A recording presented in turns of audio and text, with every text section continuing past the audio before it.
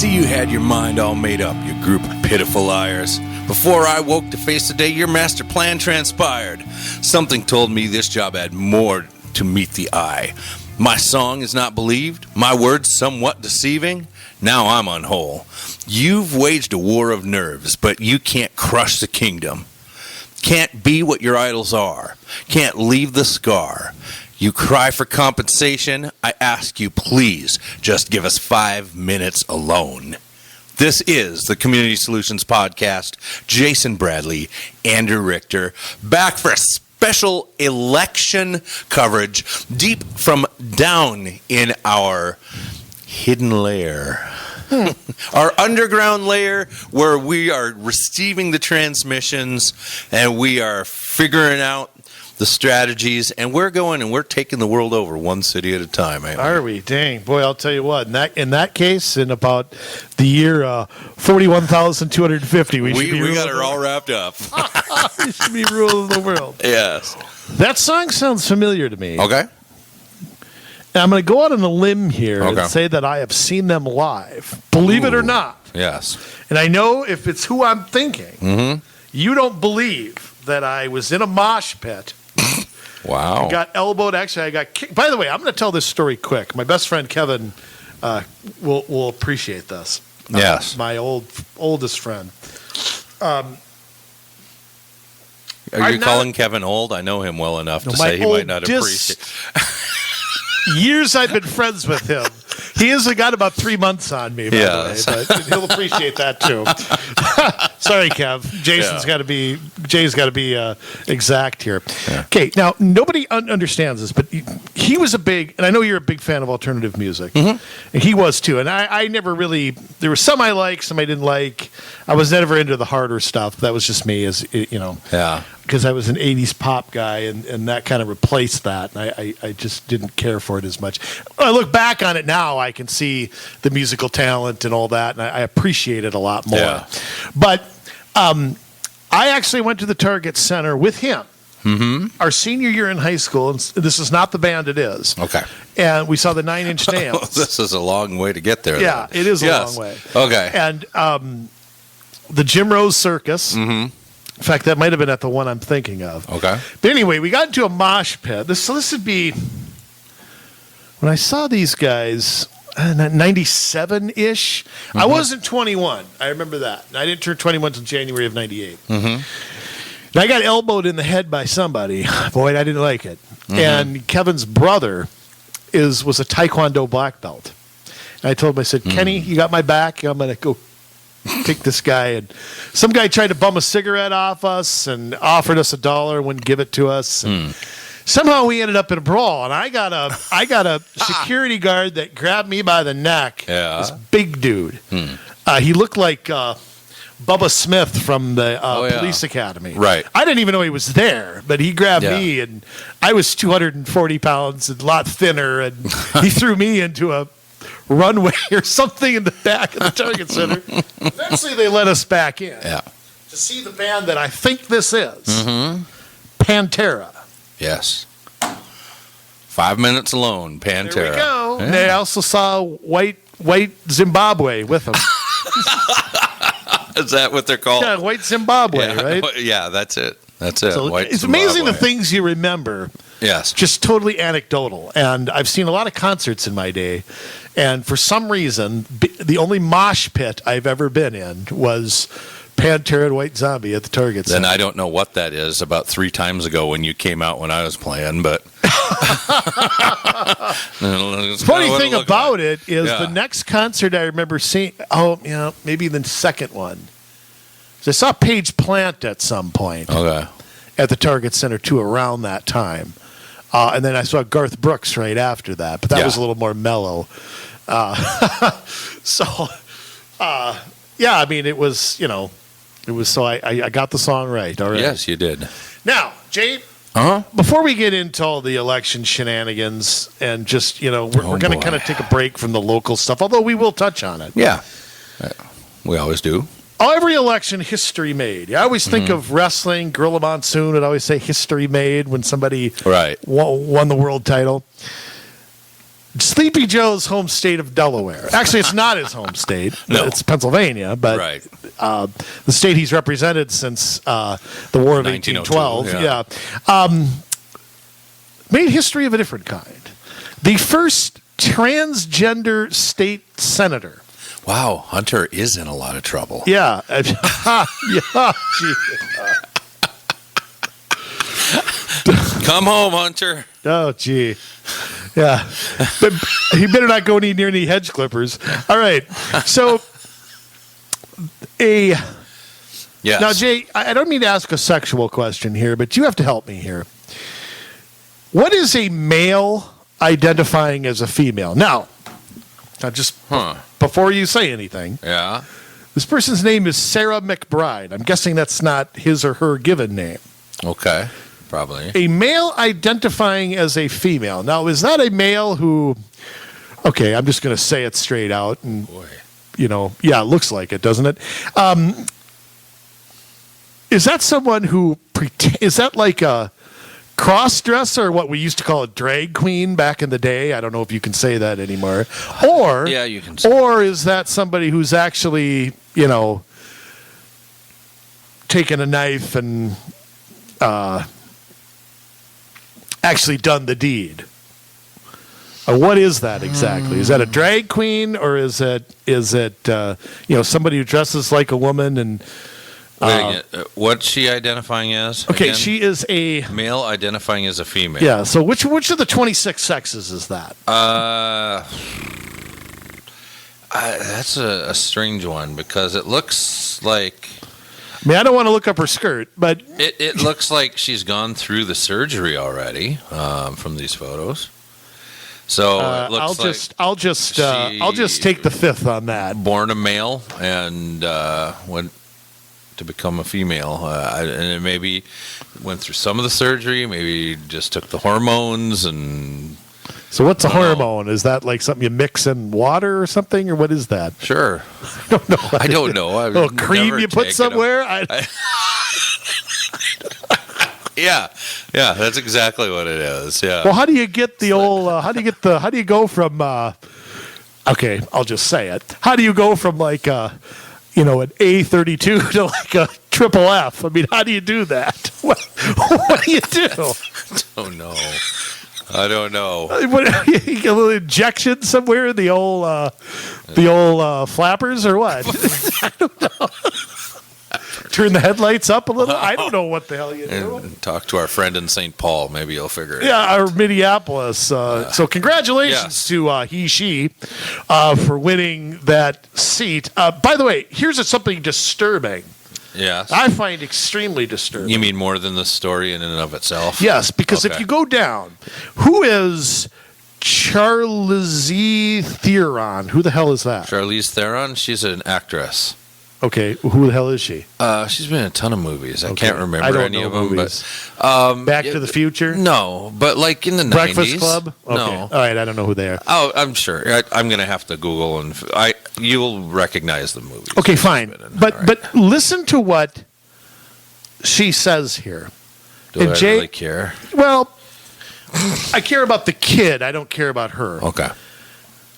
Charlize, how do you pronounce that? Charlize Theron. Charlize Yeah. Theron, who announced last year that her then 7-year-old child had transformed from a son into a daughter at age 3. Wow, that's child abuse. No, that's not child abuse. That is look, I don't know anything about transgenders. I don't care. I don't want to know. Mm-hmm. You want whatever. I don't even want to go there.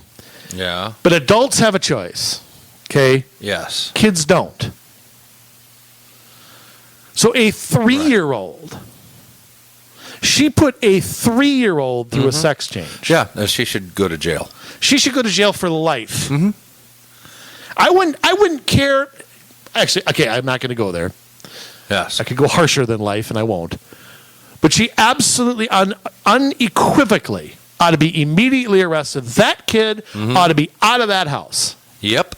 I agree.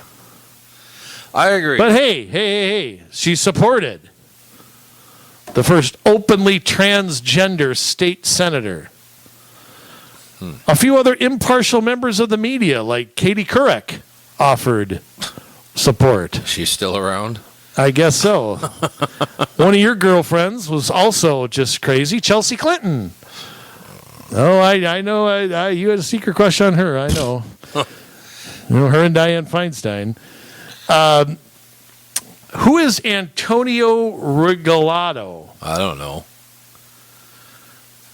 I don't know who he is either, but Must be important. he claimed to have teared up upon hearing the news that his friend was elected to the... Yeah. I don't know who these people are. Charlize Theron. She was in that last Mad Max movie, Fury Road. Monster. I guess that won a bunch of awards. Never saw it. Don't care. Fate of the Furious. Aeon Flux. Hancock with Will Smith. I saw that one. That was good. The Italian Job. I saw. That was good. I don't know movies. You got to know some of these. I don't know. What are some other ones? Men of Honor. Addams Family.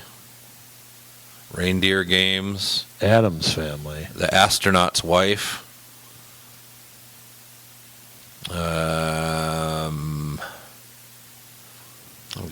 There's a bunch of other ones.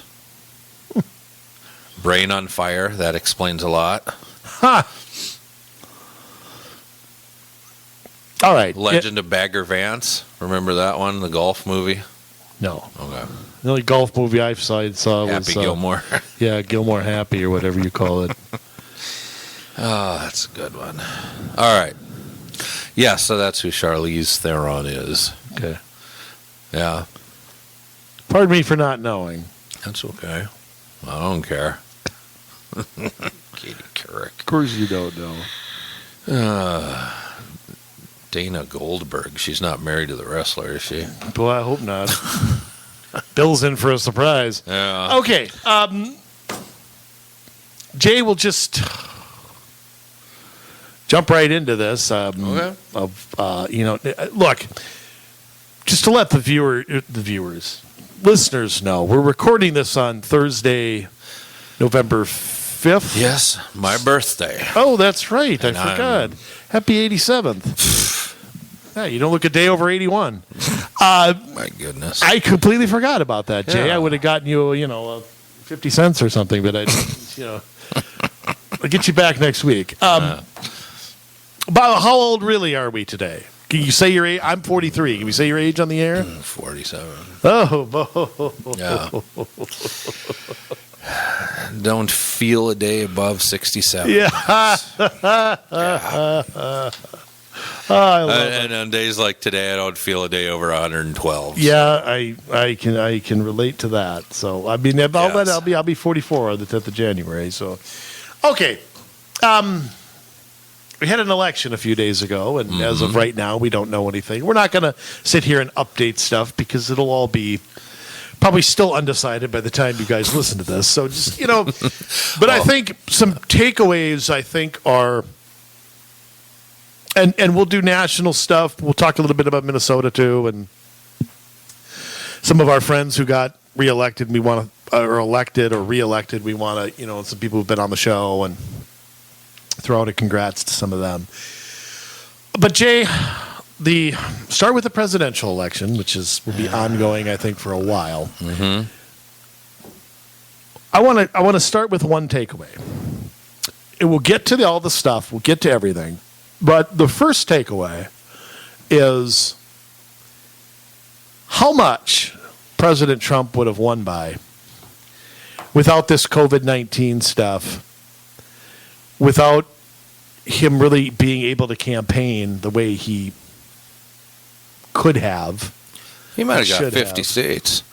Well, he'd have gotten, there'd have been a lot more in play. See, Yeah. I think people say COVID-19 is his undoing. I say that's baloney because, and we'll go through this in a second, but it's not the virus that hurt him. It's the fact that it allowed the former vice president to campaign in a bunker and just go on Monday morning quarterback everything. And do nothing but go on CNN and blah blah blah. Well, and it allowed for all of this early voting and mail-in voting. We'll get to, yeah, and also President Trump not being in his element, not being where he's at his best, which is in front of the big crowds, and to me, his performance is still pretty incredible, despite that. Despite the fact that I do think he will lose. I mean, I'm just going to say straight out, I think at the end of the day, they'll find enough votes somewhere, but behind the commode or wherever, that I think the president will lose this. I think it's going to be terrible for the country, and it'll be terrible for Vice President Biden. Yeah. Because he's going to come in with, and some of it's not Biden's fault, by the way, and I'm going to get to this. Especially when we talk about Arizona. But I was watching the early stuff. Tuesday night I worked. Yeah. I didn't get home till about 11. And when I saw the president win Florida and Ohio, and they were called way earlier than I expected, I thought he was going to roll through this. I mean, I really had the feeling that, the last person to win the presidency and lose Ohio? Yes, it was. Oh, goodness. It's been a while. To win the presidency and lose Ohio. Oh, I'm thinking of something else. I was thinking about the last president. What was it they were saying? Something about Republicans have always needed Ohio and Florida to win, I think. And then Nixon, when he lost, didn't... Or he got both of those. You're warm. 1960 is the last time. Yeah, right. President Kennedy. Right. Nixon lost, and I don't know if he lost Florida, but he lost Ohio. Right. Kennedy lost Ohio. Nixon won Ohio. Right. The Republicans usually do, but Ohio is usually, if you could pick one bellwether state in the last 3 generations. It's been Ohio. It's been Ohio. Florida's, close. As it's grown, is the only time that has not is... Bush Sr. won it in 92. Right. But, Florida isn't the state, is so much bigger of a state. It's the third most populous state. Yep, it is now. And so it's grown in importance. But the first issue I want to go to is the polling. Yes. Because, I'm amazed at, after how bad everything was off. First off, even if Biden wins this thing, the polling was way off. Terrible. Horrible. You pollsters, you suck. You're awful. The fact that anybody would hire any of these people, and I'm speaking to people on the right too. Frank Luntz in particular, who sucked at this. He has sucked in the last 5 elections. Yet this guy gets hired by everybody. And I'm sorry, Frank. I mean, I used to like you. Yeah. But, I mean...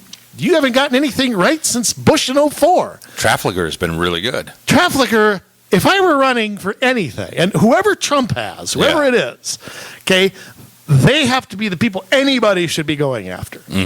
But I want to throw a special award out to Quinnipiac. They were off by 15 points in Ohio. They were off by 11 in Florida. Yes. And they were off by something like 17 in Wisconsin. I just want to say to Quinnipiac, I don't know if you were a real business, okay, you would be closed Wednesday morning at 7 a.m., okay? But I mean, just to be blunt here, and I hate kind of beating a dead horse, but when you look at, take the Real Clear Politics average here. The Real Clear Politics average for Florida, Biden up 1. Trump's going to win it by, right now it's about 4, but he probably will extend that a little bit.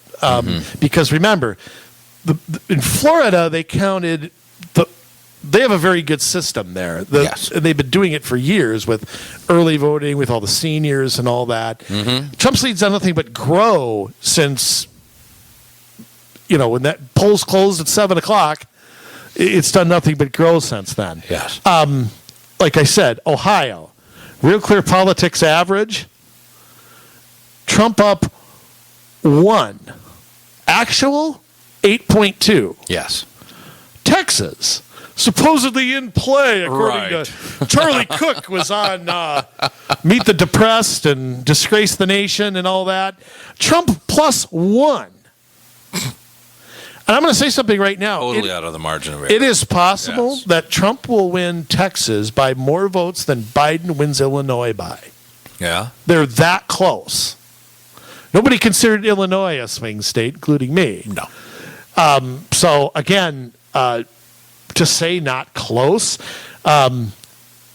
despite the fact that they have called Wisconsin at this time for Biden, which I'm not ready to do personally. No. The average was Biden by 7. Mm-hmm. One poll had Biden by 17. Yes. Guess who was the most accurate? Trafalgar. 48-47 Biden. Right now it stands at 49.6 to 49 in favor of Biden. Now, it's within the margin of error for an automatic recount, according to Wisconsin law. So, right. We'll see what happens Wisconsin. there. So, we'll see what happens. How about a state that was called immediately?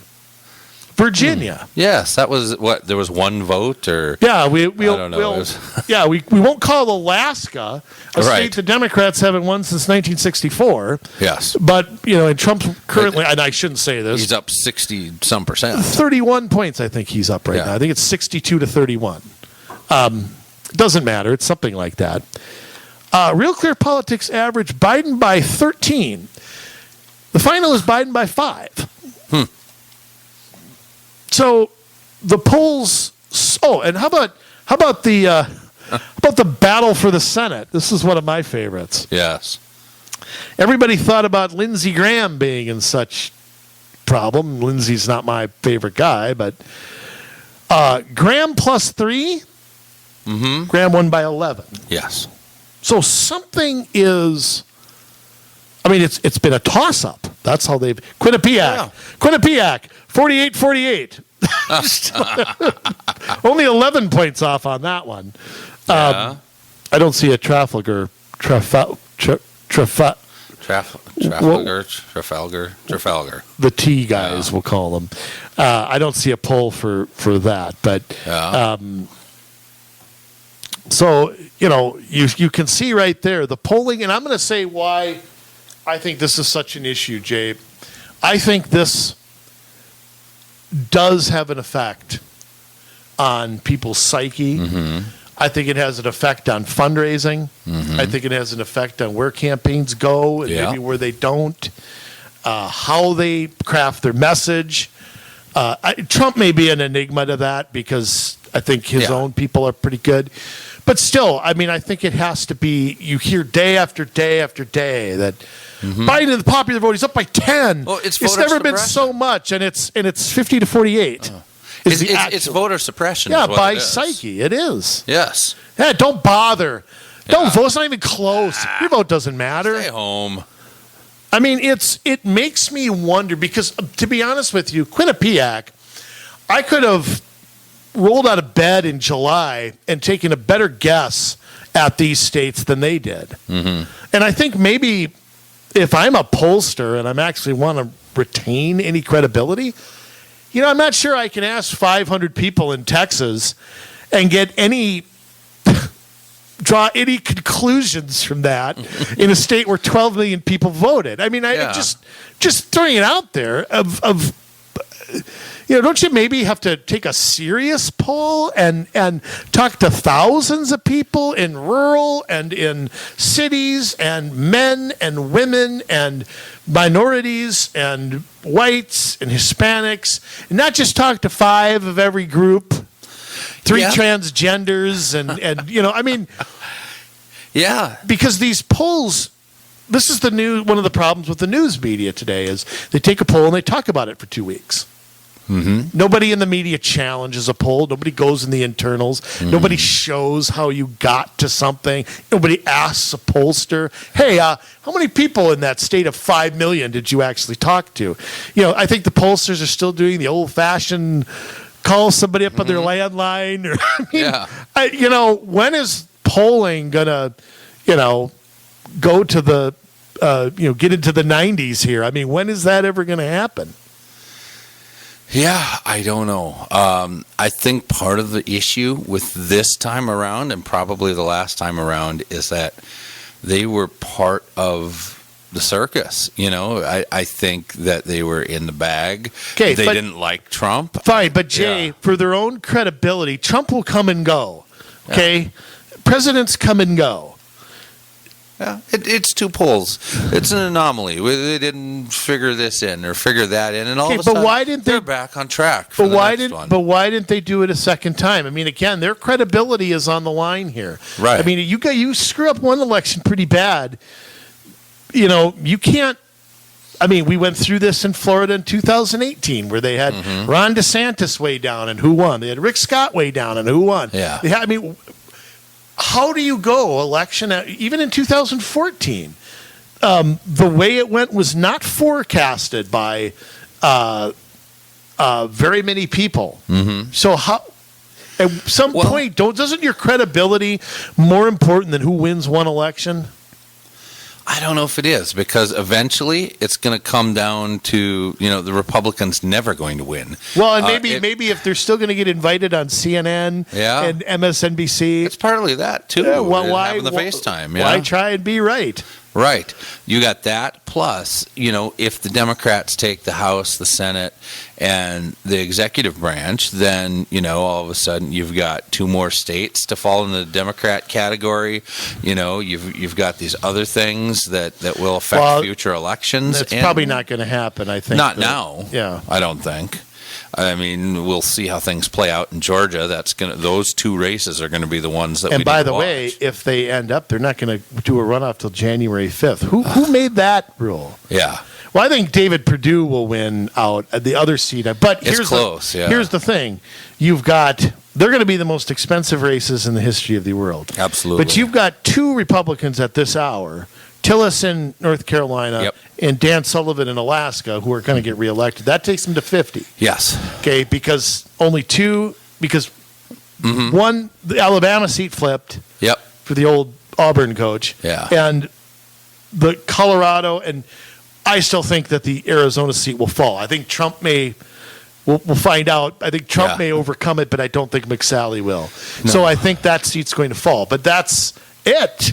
And I think the Colorado seat. Yeah. So there's two losses for the Republicans, one gain. So it's went from 53 to 52. So then they'll be at 50, and then you'll have these two races for control. Right. So that's where it's going to go down to. But I think Loeffler's the one they want to beat. I think that's where the Democratic money will go. I don't think it'll go against Perdue. I think he'll win. And I think without the election day, again, I'm going to make a stupid prediction, which I hate doing. I shouldn't do this. But I think ultimately end up being 51 to 49. But that's just me. I could be wrong there. But yeah. But I mean, going back to the pollsters, I mean, if I'm a pollster that's gotten wrong election after wrong election after wrong election, I mean, but the problem is it creates a narrative. And how many times is a narrative? I mean, I know that they think of Trump as what the hell happened in 2006. I mean, I know that's how he's looked at by the elites, by the elites in the media, by the elites in the. Well, they all hate him because he is tearing down what they have built up. The shadow government and the State Department. But still, can you still get an accurate poll? Can you dislike someone and still poll something accurately? I think they can. I think their relationship with the media and with certain people in power, I don't think allows them to be able to do that. I don't know. To me, it undermines. I think it also, and I'm going to go out on a limb here, I think it undermines Biden if he gets in. Because, the whole thing is, poll said you were supposed to win by so much, you didn't come close to that. Yeah. He's already weak to begin with. Right, but there's, and I'll jump into the next thing I wanted to talk about was the premature call in Arizona. How in the world that call could have been made? I don't know. I mean, again, I go back to the media and the pollsters because it's pollsters who make up a lot of these decision desks. One of the things people don't get is all these networks have these inside baseball guys and gals who sit around and supposedly are experts at this. And we've seen them get this wrong. I mean, go back to 2000. I shouldn't have to say any more than that for people like you and I who were around. I mean, making a wrong call is one of the worst things that could possibly happen. And why? Why? I mean, why in all these other states do we have to sit here for days and maybe weeks? I mean, and not get a result, and we're counting all the votes. Be quiet. You can be patient. You blah blah blah blah. But in Arizona, it was like a rush to be first. It was like a rush to be the first person to tweet it, the first person to do. What happened in Arizona? I don't know, because other elections as of late, because of some of the mistakes that were made back in that election, we got to be careful. We can't rush to judgment. And then this one, it's like no holds barred. Virginia, bam. Another one. Arizona, bam. Virginia, bang, right away. I mean, why? I mean, what? Okay, again, why not just let it play? I mean, here's the thing. I'm going to use Florida as an example. Florida, we knew that the early vote, Trump, I think, that's where you vote in person early. Right. And I think that went to Trump in Florida. Maybe not everywhere else, but I think he won that there. The mail-in stuff, I'm sure, went to Biden. It was understood Biden would be ahead. And then we knew election day was going to go Trump's way. Right. And all of a sudden, I see Trump gaining. Trump overtakes Biden. He widens the lead to 50,000, 100,000, 200,000. No call made. Yeah. And I'm going, the panhandle comes in last, and that is 70-30 Republican. Right. Comes in last because it's in a different time zone. Yep. Trump's up by 250,000, 300,000. No call. And I'm like, come on. Ohio, the same thing happened. He won Ohio by 500,000 votes. Yeah. And there was no call for hours. And I'm going, okay, so you call Arizona, a state, a very close state. Yeah. Maricopa County, which Trump won last time, has like 300,000 votes still out there. And you call the state? Now, look, a few have pulled it back since then. CNN, of all people, being one. Fox has refused to. But I mean, Jay, and this is where I'm going to say part of this is not Biden's fault. This undermines Biden. Okay, look, if he wins and Arizona could possibly be, everybody thinks Pennsylvania is the key state, and it is. But Arizona could also be a state to put somebody over the top. All of a sudden, it casts doubt on his legitimacy. Right. It's like, well, wait a minute here. You were called the winner. It was pulled back. And then if Trump overtakes him, it calls his legitimacy into account. Yeah. Oh, what happened there? It was called for you, and then all of a sudden they found Trump votes somewhere. I mean, that's what you're going to hear. Yeah. So they added to the chaos.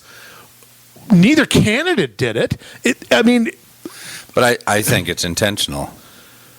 Why would they, again, why would a news organization and the Associated Press, by the way, too. By the way, can I just say something? Networks don't make calls.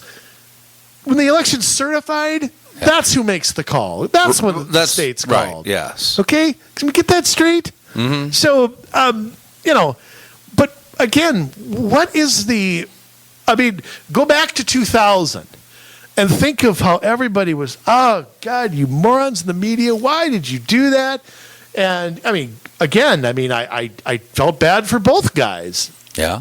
1 minute, one person's the winner, the next minute they're not, next minute they're calling each other, then we go through 5 weeks of hell because a bunch of idiots at NBC and CNN jumped the gun. But how bad does it look like for Fox to just hang on and hang? And look, Biden may very well take Arizona. He could.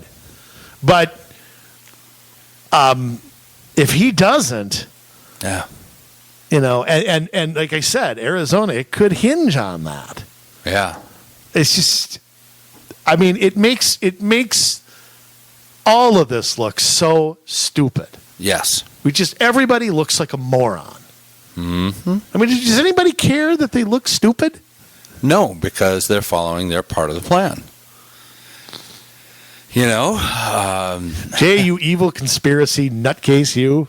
Well, it's not a conspiracy theory. It is a conspiracy, not a conspiracy theory. It is conspiracy fact. It's based on good circumstantial evidence, I'll agree there. Circumstantial evidence, the documents are right out there on the internet. Yeah, well. You go look at the I've seen that. Yeah. Does that include the news networks?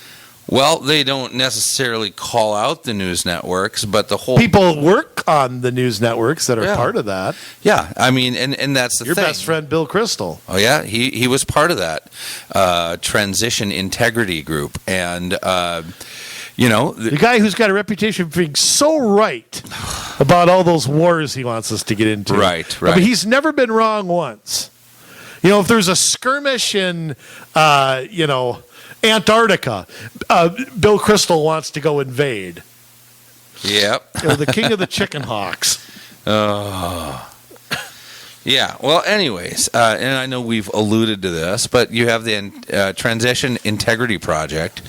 And right, they war-gamed all the scenarios. They war-gamed all the scenarios. And so the whole goal of it, and their document out there on the internet, and I know I linked to it in the blog after the last podcast and maybe a couple others, I can do it again, preventing a disrupted presidential election and transition. Well, that's not really it. What they're doing is causing a disrupted presidential election and transition, and that's the whole point, is to cast enough dispersion upon the results of the election that the election is invalid, or people feel it's invalid, you know?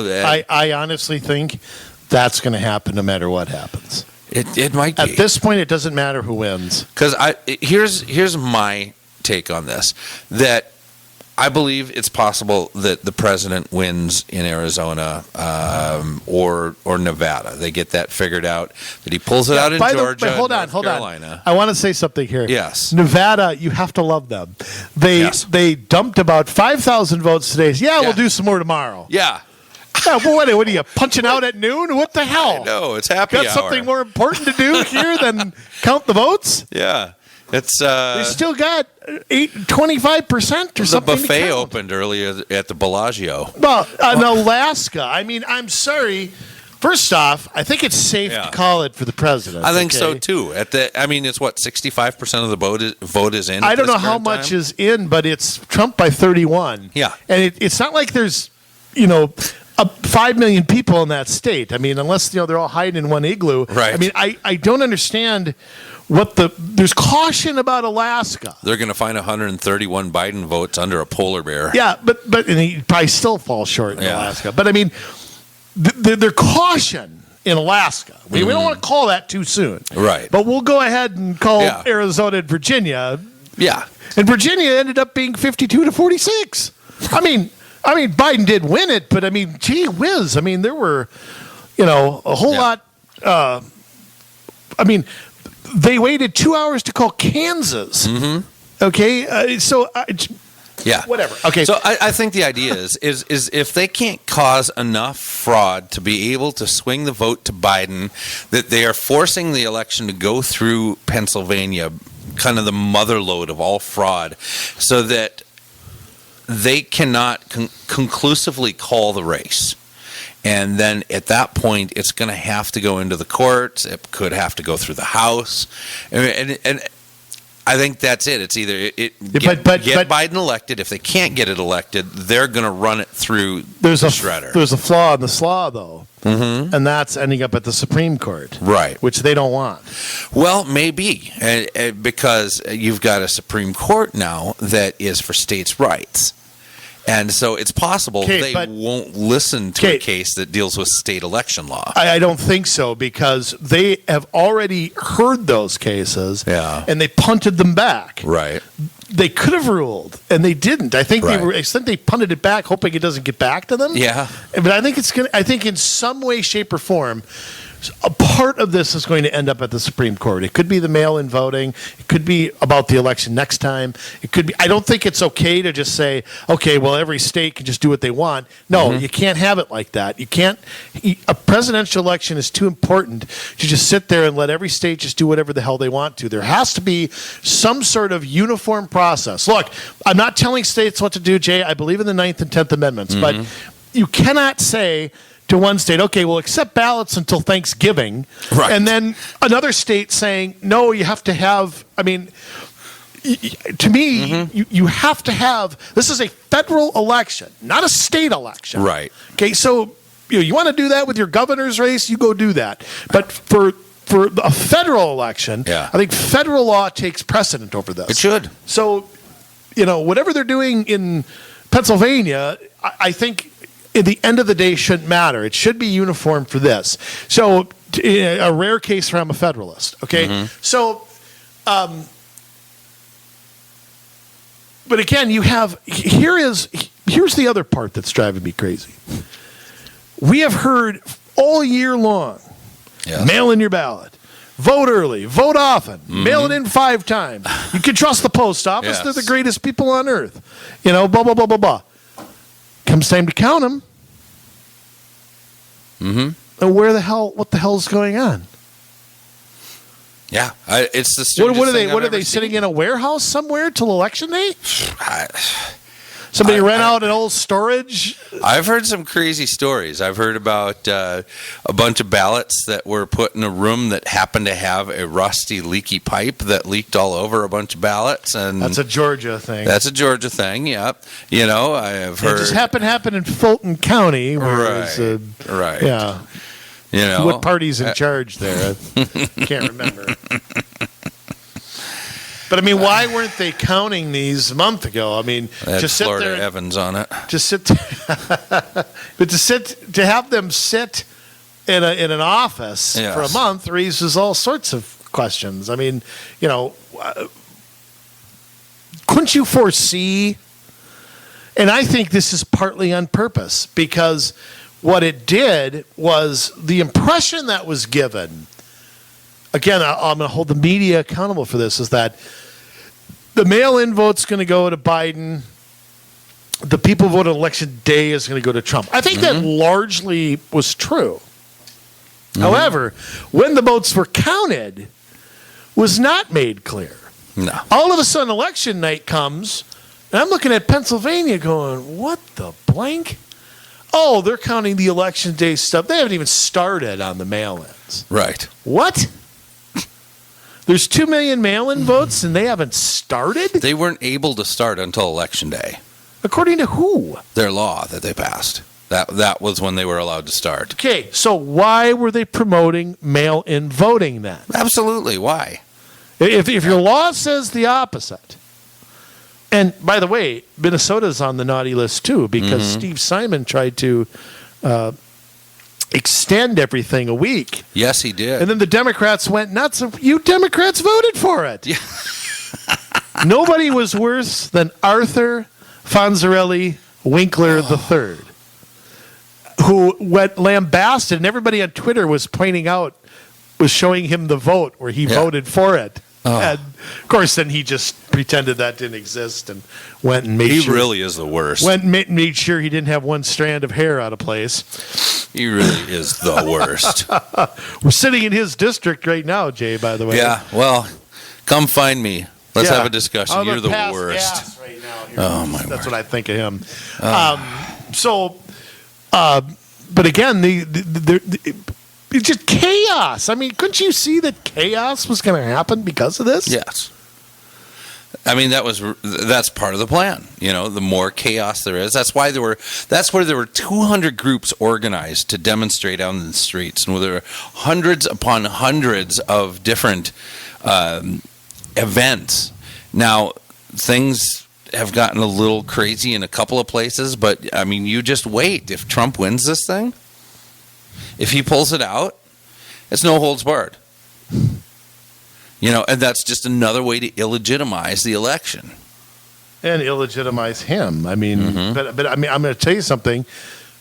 They're hurting Biden in the process, I think, because again, you falsely call a state for him. Yeah. Pull it back. Yeah. Okay. You show him losing all night. Yeah. All of a sudden, mail-in votes, which people don't trust already, Right. put him over the top by an Yeah. inch in this state and an inch in that state. Aren't you setting it up to be like, okay, come on here. Yeah. I mean, really, I mean, is there anybody that believes that where, oh, we're shutting her down for the night, close her down, and Trump's ahead, and then we wake up, they open everything back up. Oh, surprise, surprise, look, Biden's ahead. We found just enough votes in each of these states for him to get the lead. Isn't that amazing? Somehow it's happened. We got 131. Trump will probably lose Indiana by next week. 131,000 votes, and they're all for Biden, not That's a single right. one for Trump. That was Michigan. 138,000, I What? think, just all of a sudden appeared for Biden on Wednesday. Yeah, not a single one for Trump. There was what was the other state? No, maybe that was Wisconsin. There was another one. No, that was oh, wait. Michigan because they had the Senate race there where the same thing happened. Yeah. That the Republican candidate had been ahead, and all of a sudden, bang, this 100,000 votes, and neither Trump nor him got any. Right. And then he got overtaken this Right. morning. But like on a bunch of those Michigan ones, nobody had voted for the down ballot races, right? It was just people filled in those, and that was it. I don't know. From my understanding, I heard that, but I never saw that. Yeah, and then in the verified. Wisconsin one, that was like 120-some thousand, wasn't it? That put him over the top. I in don't know, that but race. Wisconsin is still, I think it's 10,000 votes. I mean, it's still, Yeah. they're going to have to do a recount there. They're going to have to. I mean, you have to by law. I don't know that it'll change anything, but In Philadelphia, you have them boarding up the windows of the canvassing board so people can't see in. They had the law today where it's like, okay, you guys are 25 feet away. You poll watchers, you can't see. You can move up to 6 feet away. Once they move them 6 feet away, they move the tables and they put the machines in the back of the building so nobody could see what was happening still. I mean, it's stuff like this that creates confusion and doubt within the system. well, yeah, and I mean, ultimately, I think there was a lot of fear that Trump would pull this off. I think he won't, but I think Biden is going to look stupid coming into this. You as know well. what, though? I think Trump will pull it off. Really, I'm just gonna So- look. I think that he will get up to 248. I think Georgia and North Carolina. And look, we'll play this back in a few weeks and see. Yeah. But I don't think Pennsylvania will hold, and I think Arizona he'll lose by an extremely small margin. And I just think that 248 is what he'll end up at. I just think that ultimately they're going to find enough votes in Pennsylvania. Trump will try to take it to court, but I just don't see them reversing that and throwing ballots out. The Democrats will claim voter suppression, that people in the cities are minorities are being discriminated against. There's enough people who are foolish enough to believe that. And I think in the end, I think Biden will eke this out. I think it hurts Biden. I think he looks stupid. I think his people around him look stupid.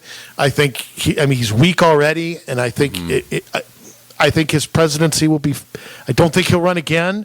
I think we'll be in for 4 years of a snooze fest. And, I don't know if he's going to make it to the end of that first term. well, here's the thing. I mean, how many times have they said that It doesn't- Harris Biden ticket? it doesn't matter. Or I'm Harris is her being running mate, or Harris is being groomed to take his place. Mm-hmm. It's been the plan all along.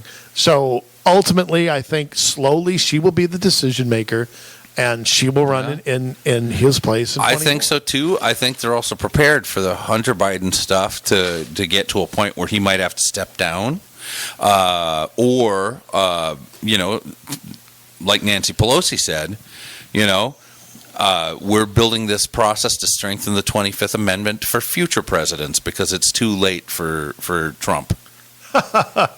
Well, like I said, that amendment's never been tested, and I But you know what? They're ready to test it. Well, I don't know. As long as Biden signs what he's told to sign, I don't think that they're in any jeopardy of him. I just Unless you want to make Harris the incumbent before she has to run again. Yeah, but you know what I fear? I fear a Biden State of the Union. That might last all 4 years. Okay, so that is possible. He might not make it through that. Yeah. Look, and I don't mean to poke fun at him, but when you're wetting your pants out there, it's like when we talked about, with all due respect to Ruth Ginsburg and William Rehnquist and these people who hang on and have nothing else in their lives.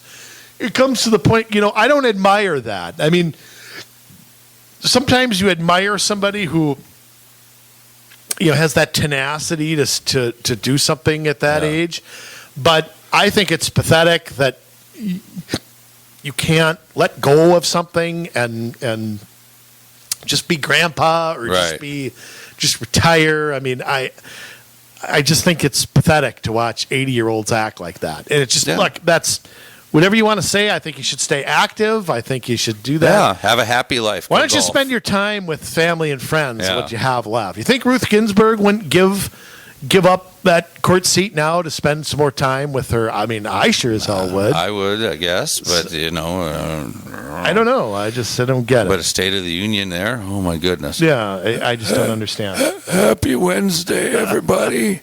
I'd like to thank my wife Jill for that's not your wife Jill. That's Nancy Pelosi. No, that was. It's free pudding for everybody. Now, I'll tell you what. Yes. I mean, this, just getting back to this mail-in stuff. I mean, like we talked about this about a month ago. This is the new standard now, and now, with this getting, look, this can go one of two ways. With it probably putting Biden over the top, in my opinion, I think it's going to be pushed in every blue state like crazy. Mm-hmm. I mean, I think that the 12 or 13 or 14 very blue states they're going to go to nothing but mail-in.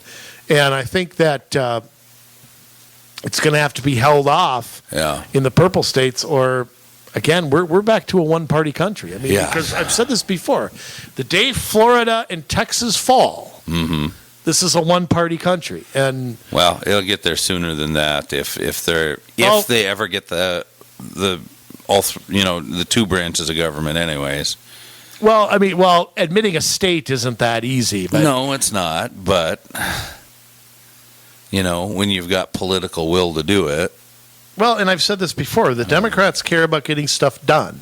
Yes. Republicans sit around and worry about re-election.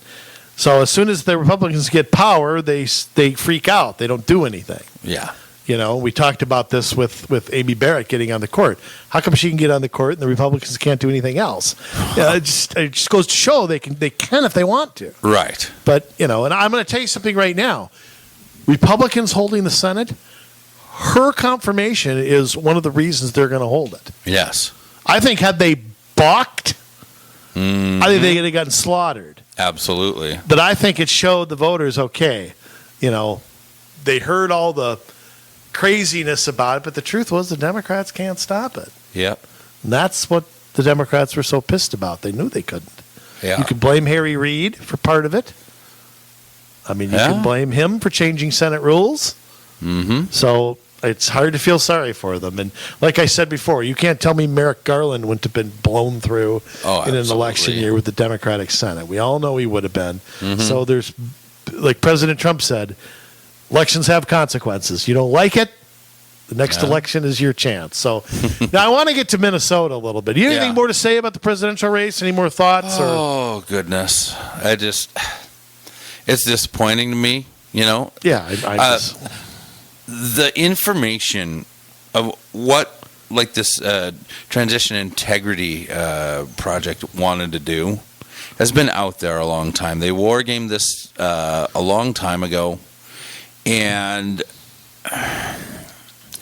I'm really disappointed that the Republicans didn't take it seriously and try to come up with some. Take it seriously? They don't even talk about it. I know. They were told about it. I'm sure Trump was all over it, but no. Well, then where's the plan? Where was the counter plan? It's like, we need money. We gotta hire lawyers. Why didn't you have lawyers hired way back when? The Democrats have had them on retainer for months. Thousands of them. They knew what was coming. Yeah. They knew what they were going to do. They had this plan in place all the time, and they knew exactly what they were going to do, that they were going to try to push all this through Pennsylvania if they couldn't get it sooner. Republicans are not central planners. They never have been. There isn't a machine. I will say not about central planning. It's about seeing what they're doing and wargaming it. Yeah, but I mean, they never plan that way. They never have. And you know what's amazing though, is to see them probably hold the Senate, gain seats in the House. Yeah, despite it all. Yeah, and that's another. It just question goes to show how it's the coattails of the president that allowed for this. But how is then the president not winning? If his coattails are long enough to pull people with him, I don't know. How is he not in the lead? It doesn't make any sense. And here's another thing. I want to say one more thing. Democratic speakers of the House in Rhode Island and Vermont both got beat by Republicans in those two states. Rhode Island and Vermont. Yes. You can see it's doable. Yeah. Okay. So, I mean, it's... In fact, New Hampshire, I believe, has a Republican legislature now. Okay. I didn't follow a lot of that. Yeah. So, okay. Well, I mean, look, and not everybody's a down-the-ballot voter. I get that. I don't even know that I completely am, but... Wow. We need to be, though, and that's part of the Never we. You keep saying we. I ain't a part of we. Yeah. This is what we teach here on the show, though. Yeah. That you need to be informed. Oh, I know what you mean. Voting, you need to vote down the ballot. Yeah, and, absolutely. Absolutely, if there's people that you can't endorse, I mean, that's why you don't vote. We don't really talk about that when you come in and you're blustered, I voted for Harry Arm or whatever. It's not because you're not educated about the people on the ballot. It's because you're finding that you can't support some of the people on the ballot.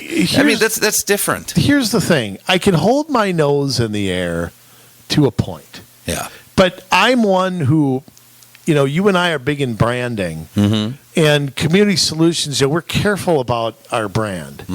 And I talk openly and publicly about who I vote. It's not a secret on this show for 4 years now.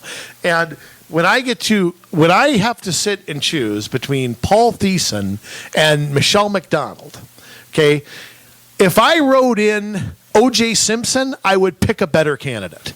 Okay? So I don't apologize for doing that. And, when I look at two city council candidates who I can't distinguish between the two, I'm not saying that this is this time around. Right. I don't know what they're saying. Neither one of them talked to me. Neither one of them sent me a piece of lit. Neither one of them knocked on my door. Why am I obligated to pick one of them? That's the thing. We're not talking about being a low information voter. We're talking about when you don't have a choice. You and I are experts who get paid to do this. And I don't know who the hell's running because nobody tells me. And I'm not somebody who doesn't do research and that kind of thing. What am I supposed to do when I've got Fernando Valenzuela and Blong Wang on my county ballot? Jerry Garcia once said, if you're choosing between the lesser of two evils, you're still picking evil.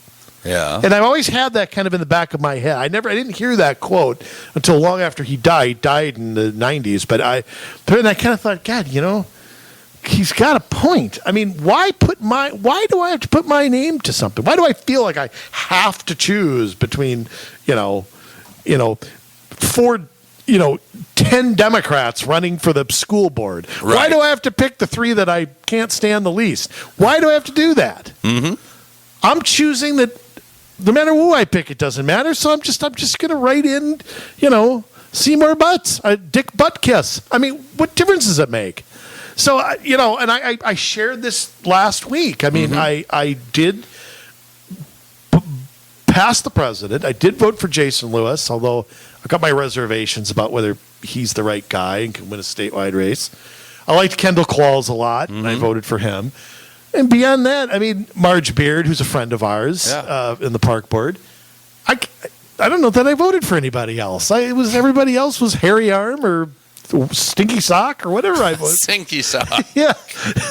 Wow. What did I vote? Fred Flintstone? I don't know what I wrote. Mickey Mouse? Doesn't matter. Tricks the rabbit. Yeah, but I think that there's, I want to get to the state a little bit more here. Okay. Because some interesting, I don't know if you can call it interesting or not.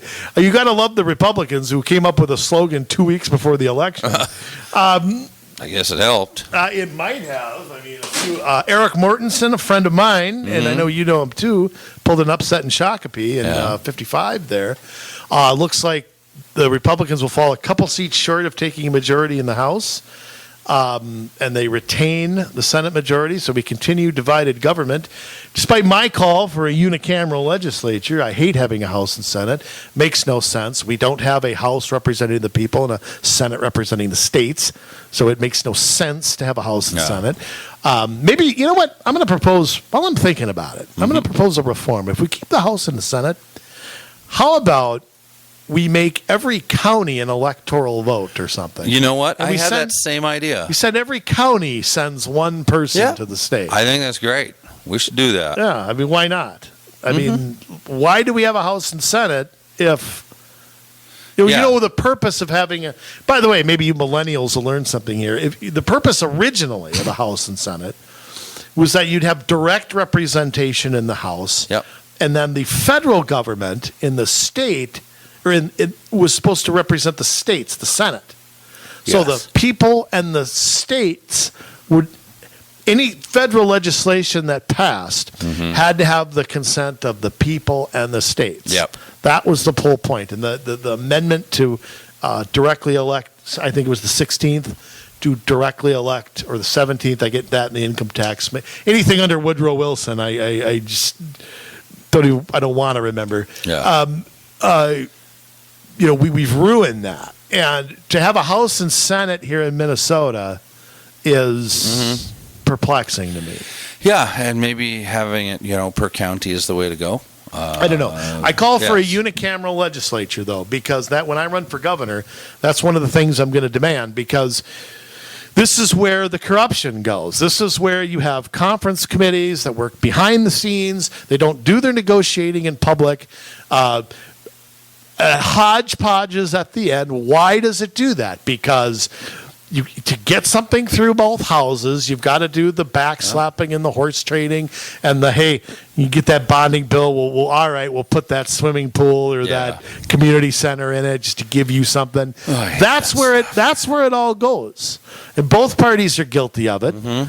It's just terrible. So that is one of the things. When I am your independent governor, I am going to demand a unicameral legislature so that kind of stuff can happen. And I will veto anything. I'm going to make my first campaign pledge. I'm going to veto anything that comes out of a conference committee. You do a conference committee, it is getting, Governor Richter will veto that legislation. How do you like that? All right. We'll see how that goes. And I want gambling. We're going to have all gambling in Minnesota, and the revenue raised from that is going to be used to get rid of the income tax. There. How do you like that? Good. And I know, by the way, Jay. Today I did more gambling than you've ever done in your life. I bought 3 scratch-off tickets and won $85. Wow. But I had to put 2 new tires on my truck, so somehow I was still down a few hundred.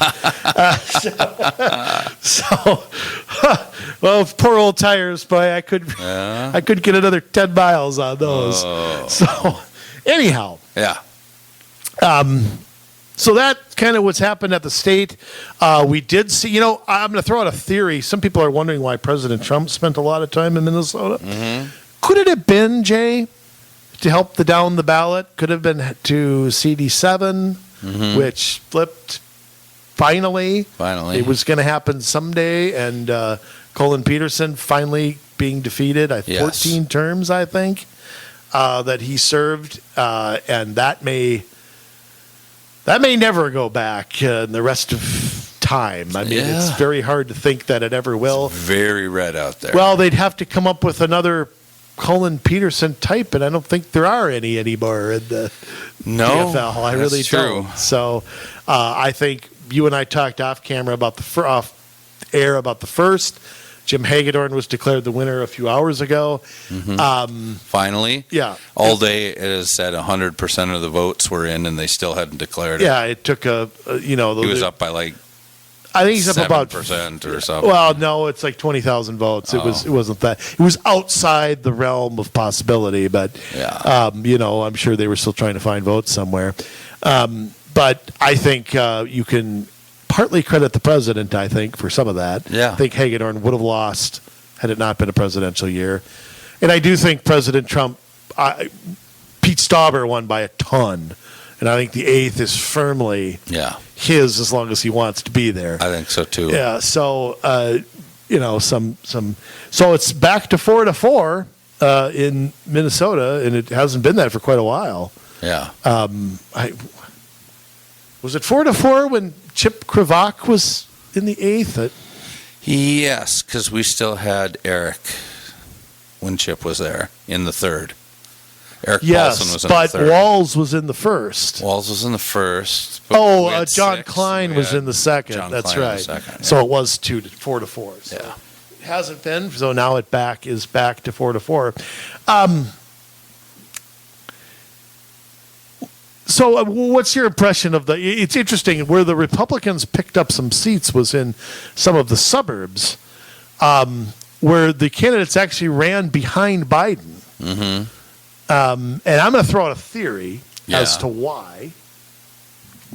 I think it was the unpopularity of the governor and his COVID restrictions and the school fiascos and the people who would not rescind his power.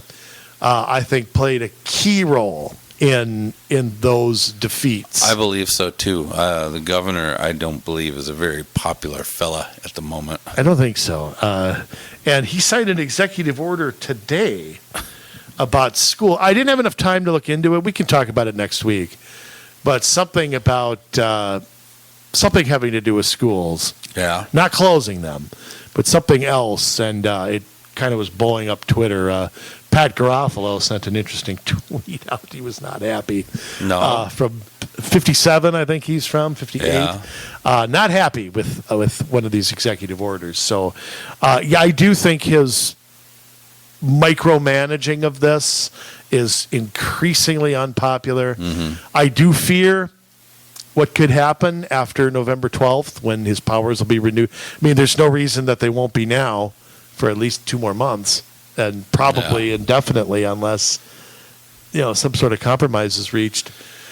We're coming up on 9 months of being in an emergency. Yeah, I mean, and it could be 2 more years. I mean, I hate to say it, but what's stopping it? I mean, if it was an emergency 2 months ago and 3 months ago, and like I said, are we going to wait till there's one case left, or what are we going to do? I welcome him to try it because it will end in his defeat in 2 years. We'll see.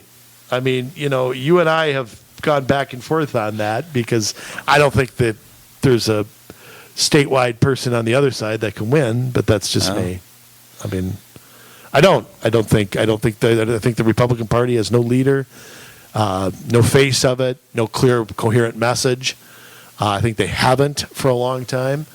I think maybe Tom Emmer was the last person who ran statewide who I thought had a clear and coherent message. Mm-hmm. I just don't see. I don't hear it. I don't see it. They're going to have to do better in the cities. They keep saying that, yet they keep doing nothing. So it's hard to buy that Walz, as bad as he is, and as much as he's effing stuff up, I think he's going to have pretty smooth sailing to re-election if something's not done. And the Republicans have to get their act together, and they just won't. So, and in 2026. I'm going to win, so they're not going to win then either. So I don't know what's going to happen. All right. Quite frankly, Jay, when I get the rest of my platform out here over the next 6 years, I honestly think I can take a lot of Democratic votes. Yeah. I may be crazy, but I think I can. And I'll reveal that as we got to have a hook for the next 6 years of the program. So you'll hear more of that. I mean, the BST, I've already let that go out, the bicycle sales tax. I mean, there's going to be lots of good reasons to vote for me for governor. Absolutely.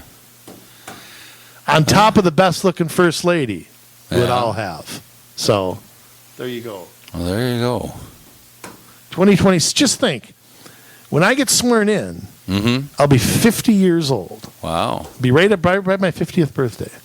Hmm. That's what I plan on doing. And I can serve one term and then I'm done. Unless I decide to break that promise too. Yeah. By the way, accomplish much in one term. Yes. By the way, I was studying Jesse Ventura's campaign. Do you know that he won Hennepin County? He did. Yes, he won Hennepin County. Because I was trying to figure out where he won. It would have been here then. In the state. Like what put him over the top. And he actually won, I believe, the entire 7-county metro. Wow. Because the state was a little different then. Yeah. Dems won up north, which it's the opposite now. And they won a lot in the first, and they won in Minneapolis and St. Paul. And then, the Republicans won 6, and they won, but he actually, it was the 7-county metro was where he won.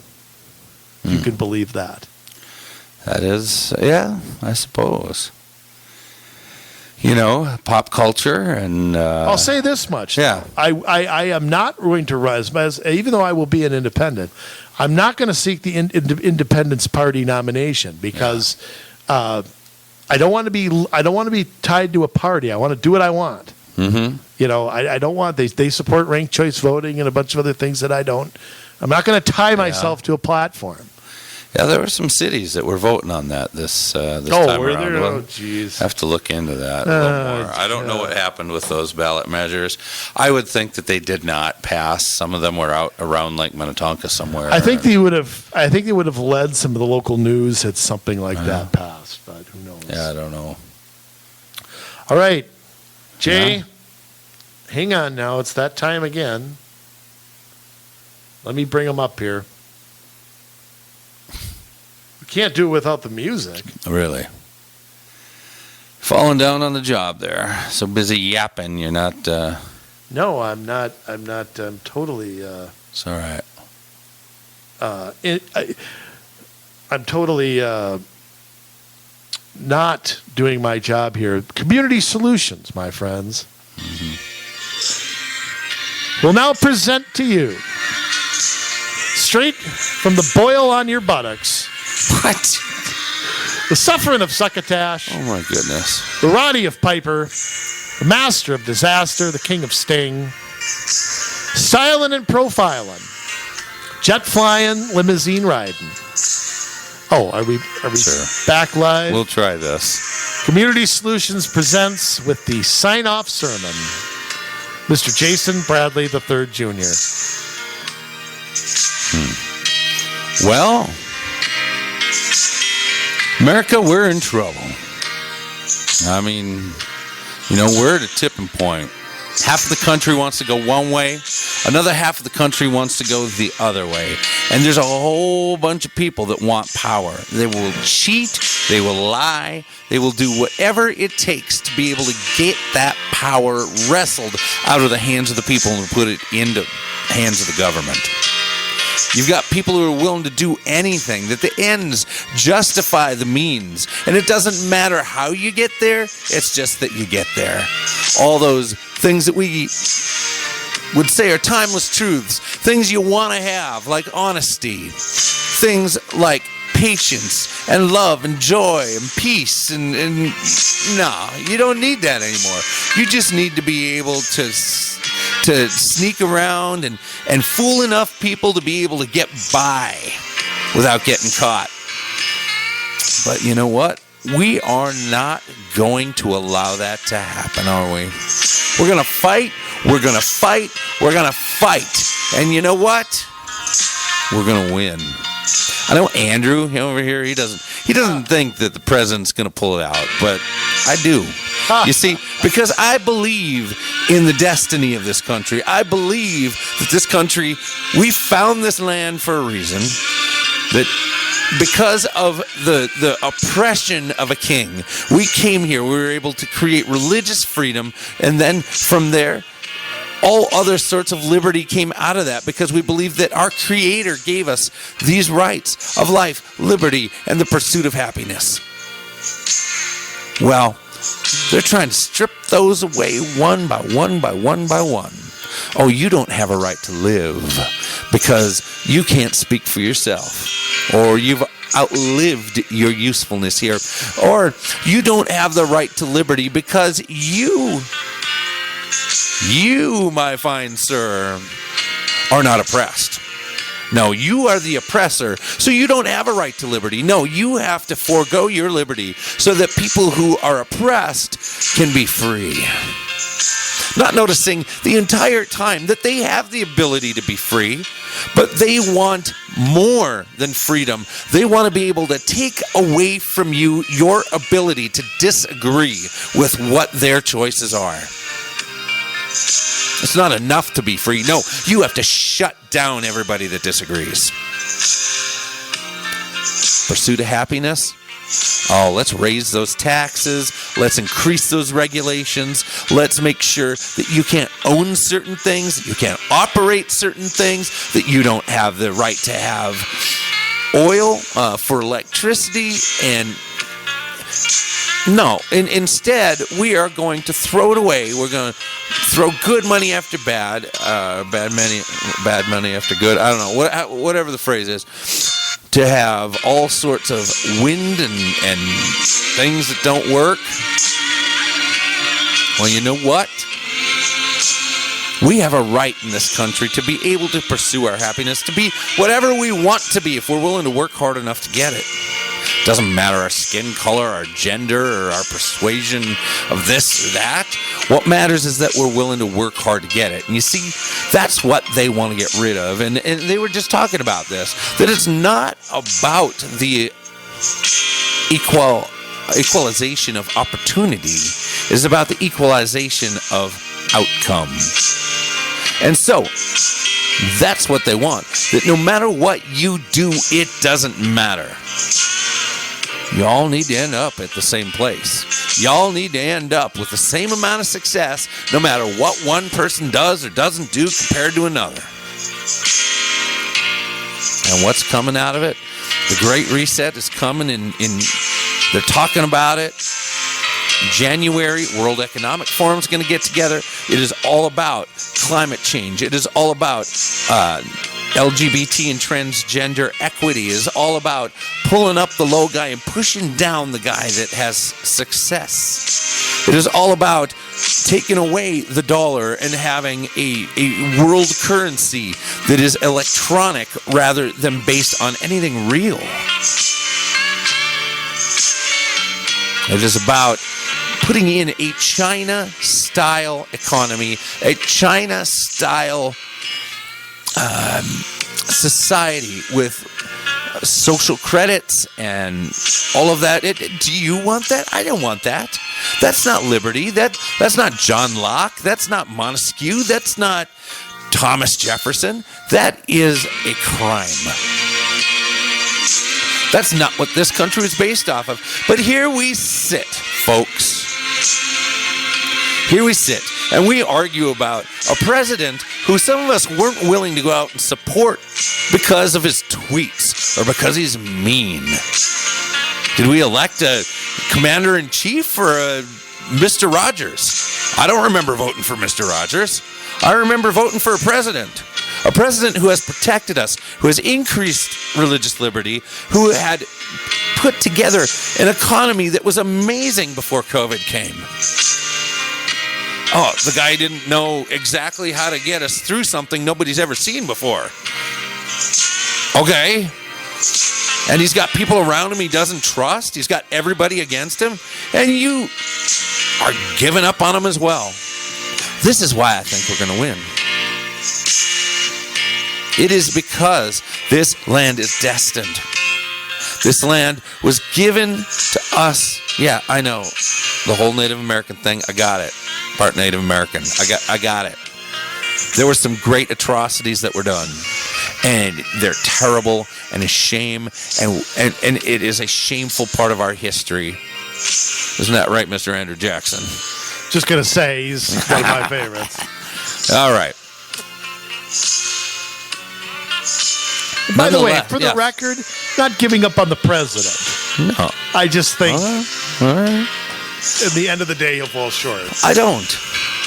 And this is why. Because if he does, I think we fall into darkness, and it's up to us to keep the light going. It's up to us anyways. But you know what? If that light goes out, and we stop being that light on a hill, as Reagan said to the rest of the world, then where do they turn? Where do they go? Where do they look to for liberty? What do they hope in for their own land to get better? For almost 250 years, we have provided an example. Some of the world hasn't wanted to follow that example. That's up to them. But there's a whole lot of the world that has, and it's not too late to be able to show ourselves again as the leading exporter of liberty in the world. But that's because you, and that's because of me, and because we choose to live free. So I believe that this president is going to get either Nevada or Arizona. He'll get Alaska. He's somehow going to get Georgia. He's going to get North Carolina, and that the road is going to have to go through Pennsylvania, and it's going to get hard. It is going to get hard, and we are going to have to hold our breath, and we're going to have to pray like never before until there is finally some resolution. I don't know what's going to happen. There might be a miracle. Somebody might actually find proof of fraud. I don't know how it's all going to work out, but I believe it is. And that's part of being an optimist. Oh, don't get me wrong. I'm angry. I am angry as can be because this system has allowed this infection to come in and take over. Has allowed us to be pushed to the point of... I don't mean to stop the music, but I have something coming here, so just keep going. Okay. Has pushed us to the point of near extinction as a representative republic, a constitutional republic in favor of something that none of us are going to want. So we've got to stop, and we've got to put our heads together. We got to work together because we have remained fractured while the Democrats and the liberals and the far leftists have been together in unison coming after us. And we refuse to get together, that we have got to stop and grow up. We got to make something happen out of this. We cannot let our light go out. I don't like the look on your face, Andrew. He's having a fun time over there. Oh boy. I believe that we are going to win in the end. But we're going to have to maintain being a good people. Okay, now you may want that eventually. In the meantime, we're going to listen to Brother Love's debut. Oh boy. Thank you.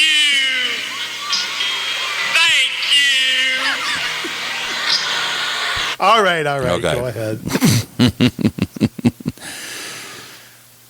All I got to say to you, Minnesota, is that, yeah, we may not have gotten the votes we need at the federal level, but at the state level we have, and we have a chance to hold things off there.